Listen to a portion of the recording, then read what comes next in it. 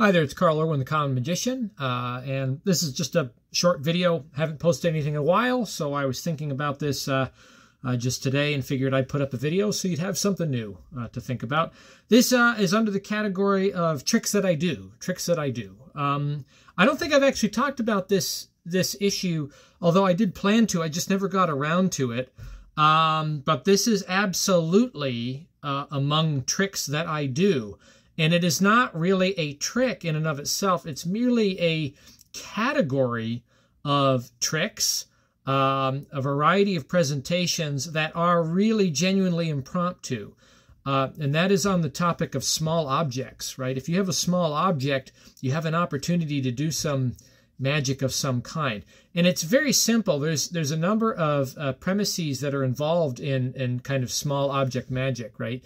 There's the premise that you can take it and you can vanish it. You can take any small object and vanish it in like manner. There's other opportunities too that you can do with an object. You can transform it. There's many ways that you can go about it. And the idea there being that you don't have to do anything very technically difficult to be successful and effective in this kind of magic. What it does require, though, is that you be minimal in effect, that you do an effect, maybe 2, no more than 3, and that you're ahead in the game. Ways to be ahead. I prefer, with small object magic, vanishing, transformations, that kind of stuff, is that I prefer to be as clean as possible, as clean as I possibly can be at all times. I remember being a kid and I remember learning, like a coin vanish. Probably the first coin vanish I learned was probably the one that most people learn, and that is just the French drop vanish, right? You make it disappear. And the problem with that is that the way I'm taught, or was taught, was that I'm dirty. No one really ever explained to me the concept of ditching or getting clean. And it wasn't until much, much later that I realized, hey, I should probably get clean before I present the effect, right? If I do the same French drop, but I get clean, right? I ditch before I do the reveal or before I demonstrate something, I'm in a better place. Likewise, I've learned since then that I can not only get clean before I do the presentation, but I can also add subtlety, obviously. There's a variety of subtleties that can be added, particularly to coin magic, where I can demonstrate that I've not done anything, right? I can do what I call kind of a pseudo show or pseudo demonstration, where I have an open hand and I apparently have a coin there. I can even tap on it, address it, speak about it, apparently hold it openly, but it's out of view in the hand. And then I can close the hand long after I've ditched the item, and then I can reveal it. But this is the mode I like to work in with small objects. The second issue, besides being as clean as possible at all times and being ahead with ditching an object, and also using pseudo demonstrations or shows to extend the life of the pre-effect moment, which is very, very important. I also like to be completely ambiguous about the possibility of an effect. I don't like to, with small item magic, impromptu moments, to say, hey, let me show you something.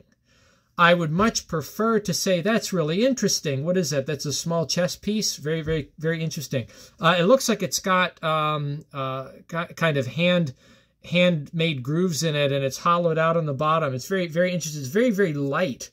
So light. It's, and you do things like that. You want to have a lack of awareness of an effect to come, especially in impromptu moments. At least that's what I prefer. Some magicians don't like that. Some magicians really, really want the heat. They want to bring the heat. They want to say what they're going to do, and they want that kind of tension. I don't like to do that, particularly with a small object kind of situation. So that is something that's worth mentioning, and a few things about it. Again, transformations are really, really, really useful too. If you have objects that are the same, that you might have a couple objects that are the same object, but you've got two different colors of it. So this commonly happens with like, children's blocks, or small trinket items where you might have a variety of them. My son has Matchbox cars, and I can pick up one car and change it to another one.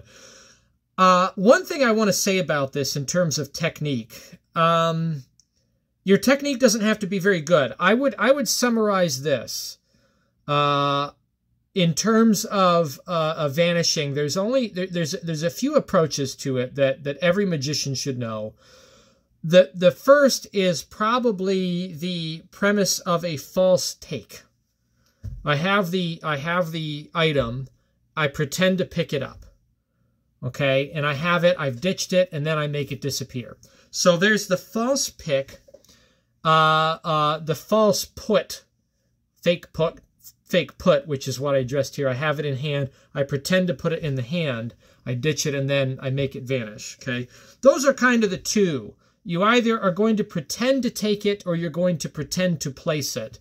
You can be extremely ahead if you have a pile of something, like coins or whatever, especially if you have like blocks, and you say name a color, and they say green, and you pretend to pick up a green, you pretend to hold it in the hand, and then you pretend to place it in the hand, and you're empty over here. Now you're 2 steps removed from the pile, where there is a series of false demonstrations, or pseudo demonstrations, that the spectator is kind of psychologically locked into. I've gone several steps away before they realize that something is missing, and now it's too late. I show that it's gone, and they named a color. I picked up that color, I held it, I put it in the hand, that color they picked, then I made it disappear. So this is very, very strong when you have a pile of items and you can do a false take from a pile and be very, very quick about it. But here's my advice on this. Your technique does not have to be very good at all. In fact, it's fine if you have no technique. Well, as I was teaching my daughter about this with some coin magic stuff, what I tried to teach her, I was teaching her this trick. Right, the rub on the elbow. Oh, excuse me here. The rub on the elbow trick, right, where you make the coin vanish into the elbow, and it's really just it's a take, a false transfer. False transfer, I guess I can put in the category of a false take and a false put. It's kind of both. I actually false transfer it, and then I place it behind the head on the neck, make it vanish, whatever. What I was trying to get her to understand is this moment. This moment does not have any technique. The technique is to be as brief as possible. Really, to be effective with this, all I need to do is take this and touch this hand. If I just do that, if I take this and touch, that is sufficient. You do not need to do any more than that. That is entire. I don't have to have a particularly kind of showy sort of illusion to it, like a French drop. I don't necessarily have to have something like that. I don't necessarily have to have, a very flashy kind of retention vanish, where it looks like the coin was there at the last second and then it's gone. I don't have to do that. All I need to do is pick up here, a touch, and then I'm good. And so it goes with everything else. I just need to pick up, show, touch. That's all I have to do. I don't have to have any kind of visual sort of take. I don't have to do that. And more often than not, when I'm doing small object magic, I do not do any of the sort. I just pick up, I show here in subtlety. I don't even make a deal out of this. I just pick it up, I look at it, and then I touch. And then just in the act of touching, it's sufficient. You can take an object and hand over here and you do a false pass, right? False shuttle pass, and I take the object, just stick my thumb on it. This is a Jay Sankey does this all the time, right? You just stick the thumb on it, drop it over fluidly. Here it is, there it went. and then I can free to ditch it. I can get rid of it. And then, so small object magic. Man, so much of the magic I do every day is this kind of thing. It really is. I do this more than anything else, I think. Just small object magic. My students know I do magic. If they catch me doing something, it's going to be this. This is what it'll be. It'll be a very, very simple thing. You know, at school, teaching, in a teaching environment, there's no shortage of things that don't belong in the classroom. Kids always have something on them, and this is a gag I play on them all the time. They'll have something out they shouldn't have, or they're playing around. I say, oh, let me see that thing. Oh, I don't want to see. No, you won't regret it. I'll take it, right? And I'll say, what is this thing? What is it? That's very interesting. I'll pocket it, right? And I'll demonstrate that I have it here, and we'll talk about it for a moment. And I say, here, we need to put it away. It's gone. It's gone until the end of the period, and then I give it back, and I didn't have a power struggle over it. So it's that kind of thing. Small object magic. Ideas. Do not broadcast what you're going to do. Keep it simple. Don't feel like you have to engage in a visual transfer of the item. You can, but don't feel like you have to. Keep it simple. Either pretend to take it, pretend to place it. Ditch it before you do the revelation, whatever it is. Okay, if it's going to be a vanish, or if it's going to be some kind of a change effect, where you're changing one thing for something else, whatever it is. You ditch before you show, before you do the revelation, and keep the transfers simple. All you need is a touch. All you need is to touch, and that's sufficient. Touching is sufficient for transfer. In some cases, like I said, for the Jay Sankey thing, or the false shuttle, you don't even need to touch. In some ways, you can even be very, very deceptive and very, very believable just by having proximity and direction. I have it here. I pretend to toss it. I have it over here now. I have it. How do you know I have it? Because I'm jogging it up and down in my hand. You know that I have it in this hand. You know that it's here. It cannot be anywhere else because I put it there and it's not. It's not there. Okay? It's in my lap. So those are the ideas. Small object magic. You're never at a shortage for small objects. Dinner table, small object magic. Do a couple of phases where you're way ahead. Simple methods. Be compelling. Extend the moment of revelation as far as you can. Go as far as you... It's not about, in my mind, it's not really about what move can I get away with. It's really about how much time can I get away with. How much time can I get away with where people believe something, and I don't make a point of it, I don't make an issue of it, it's just they believe that they're looking at something that they're not looking at.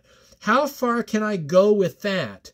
Because the further I can get with that, the more miles I can be down the road in the method. That is my concern. How long can I delay the revelation to allow me to be absolutely as clean as possible and be as far ahead as possible, right? So much magic works this way. I mean, think about it. How many tricks in very good presentation really operate on that premise and that principle? On that principle alone, you can do those, really clever. Was it Malini who always did the ice under the hat, right? At the restaurant, he'd have a hat and the hat sitting there. And then there's the big revelation. He picks up the hat. There's a block of ice under the hat. Where in the world did a block of ice come from?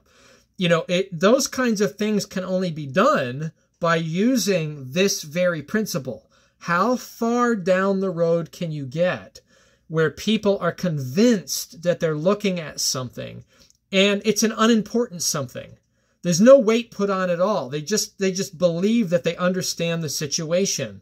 There's no reason for them to think otherwise. And so much time has passed where they are certain they understand the situation until you demonstrate that they don't. And then you have a really, really powerful, strong effect because they can't account for the time. The time makes no sense. There's nothing to backtrack because they can't go that far into the past and really understand what has been going on.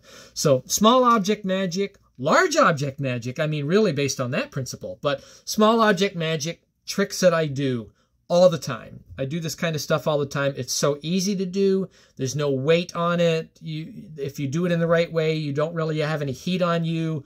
It's a lot of fun. It's natural and intuitive because you're just using kind of found items. You don't have to carry anything on you. You can get a couple of really, really good moments. And every time people see you do the same thing, it's always different because the objects change, right? It's kind of an unlimited resource in terms of impromptu magic, small object magic, basic sleight of hand. So anyway, good luck with that and happy magicking.